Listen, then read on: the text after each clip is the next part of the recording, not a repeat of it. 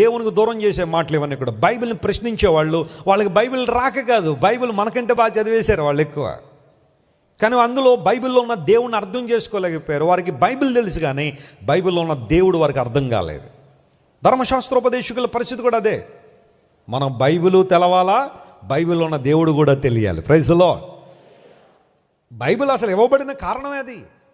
నువ్వేదో పై చదివేసి వెళ్ళిపోతావునో, విమర్శనాత్మకంగా చదివేసి వెళ్ళిపోతావునో, 4 క్వశ్చన్లు వేసాడని బైబిల్ చదువుతావనిగా దేవుడు మనకిచ్చింది.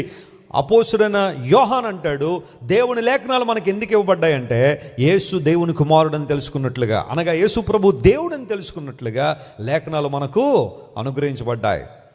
Even though you are reading the Bible, you don't know God, you are in a tragedy. నువ్వు బైబిల్ చదివి కూడా నువ్వు దేవుడు తెలుసుకోలేకపోయావంటే, దేవుని దగ్గరికి రాలేకపోయావంటే నువ్వు చాలా ప్రమాదకరమైన పరిస్థితుల్లో ఉన్నావు, చాలా విచారకరమైన విషాదకరమైన పరిస్థితుల్లోనే ఉన్నావు.